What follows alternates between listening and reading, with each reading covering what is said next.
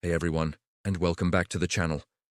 Today we're taking a trip back to 2001, a time of dial-up internet, flip phones, and some truly epic blockbuster movies. And what movie screams epic blockbuster more than The Mummy Returns? It's the sequel that dared to ask, what if we took everything from the first movie and just did more of it? More mummies, more magic, more Brendan Fraser charm, and definitely more questionable CGI. So grab your Medjai tattoos and your books of the dead, because we're about to unearth this classic action-adventure flick and see if it still holds up over 2 decades later. Is it a timeless treasure or a relic that should have stayed buried? Let's find out. The first Mummy movie in 1999 was this perfect blend of horror, action, romance, and comedy. It was a surprise hit that nobody saw coming, but everyone loved. So when the sequel was announced, the expectations were sky high. And boy, did director Stephen Sommers deliver, on the scale at least. The Mummy Returns picks up 8 years after the first film. Our favourite adventurers, Rick O'Connell and Evelyn Carnahan, are now happily married, raising their ridiculously smart and slightly mischievous son, Alex. They're still raiding tombs, of course, because old habits die hard. But their quiet family life gets turned upside down when a new cult, dedicated to the resurrected Scorpion King, digs up our old pal Imhotep. Again. Seriously. Can't this guy stay dead? This time, Imhotep has a new partner in crime, the reincarnated Ankh-Su-Namun, and they've got a plan to defeat the Scorpion King and take command of his otherworldly army. And what's the first thing they do? They kidnap Alex because he accidentally put on the bracelet of Anubis, and now holds the key to finding the Scorpion King's pyramid. So now it's a frantic race against time. Rick and Evie have to chase Imhotep across Egypt to save their son and, prevent the apocalypse. It's a classic save the kid, save the world plot. And it works because we already love these characters.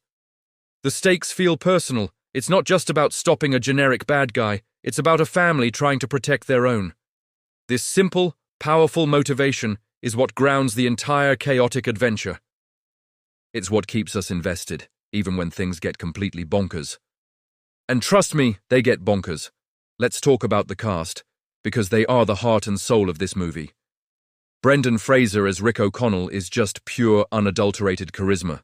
He's witty, he's tough, and he delivers those one-liners with a smirk that makes him instantly likable. He's the everyman hero we all root for. Then you have Rachel Weisz as Evelyn. She's not just the damsel in distress. She's a brilliant Egyptologist who can hold her own in a fight. Her character arc in this film, discovering her past life as Nefertiri, adds a whole new layer. The chemistry between Fraser and Weisz is electric. You genuinely believe they're a married couple who have been through it all and would do anything for each other. Their banter is just as entertaining as the action sequences. And we can't forget John Hannah as Jonathan, Evie's bumbling but lovable brother. He provides the perfect comic relief, always getting into trouble but somehow managing to come out on top. He asks the guy who might steal a golden scepter but will still have your back when things get serious. This core trio is what makes the movie so rewatchable. Now for the villains. Arnold Vosloo is back as Imhotep, and he's just as menacing and tragic as ever. He's driven by his undying love for Ankh-Su-Namun, played by Patricia Velasquez. Their twisted romance is a dark mirror to Rick and Evie's. They have this intense, almost scary connection that makes them formidable foes. But let's be honest, the character everyone remembers from the marketing is the Scorpion King.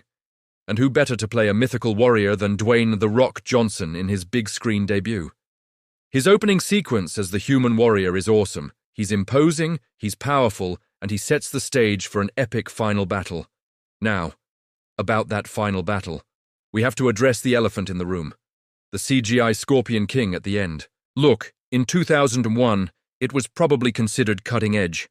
Today, it looks like something from a PlayStation 2 cutscene. It's rubbery, it's poorly integrated, and it's honestly pretty hilarious. It hasn't aged well at all. But in a weird way, it almost adds to the charm of the movie. It's a product of its time, a reminder of how far visual effects have come. You can either cringe at it or just laugh and enjoy the ride. I choose to laugh.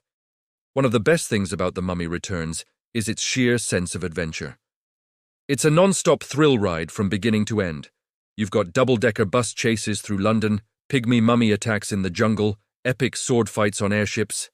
This movie throws everything at the screen. The pacing is relentless.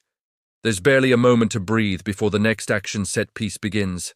Director Stephen Sommers clearly had a bigger budget, and he used every penny of it to create a grander, more spectacular experience. The score by Alan Silvestri is also phenomenal. It's sweeping, it's heroic, and it perfectly complements the epic scale of the film. It gets your heart pumping during the action scenes and adds emotional weight to the character moments. The whole movie feels like a classic pulp adventure novel brought to life, full of lost cities, ancient curses, and larger-than-life heroes and villains. It's pure, unadulterated escapism. But is it better than the first one? That's the big question.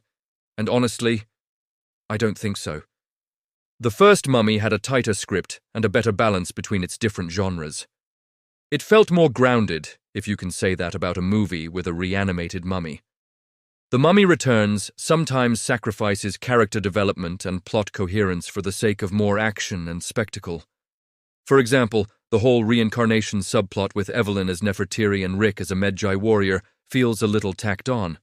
It's cool, but it comes out of nowhere and doesn't get a ton of development. The movie is so busy moving from one set piece to the next that it doesn't always take the time to let the emotional moments land. It's bigger, louder, and more chaotic, but it loses some of the focused charm that made the original so special. It's like your favorite band releasing a new album, where every song has a guitar solo.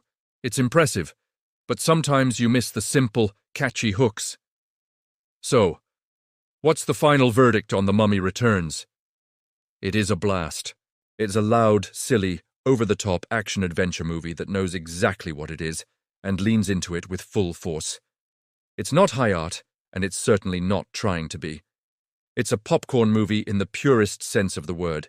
It's designed to entertain you for 2 hours with dazzling visuals, charismatic heroes, and non-stop action. Yes, the CGI is dated, and yes, the plot is a bit convoluted, but who cares? The chemistry of the cast is undeniable, and the sense of fun is infectious. It's a movie that doesn't take itself too seriously, and that's its greatest strength. If you loved the first film, you'll find plenty to enjoy here.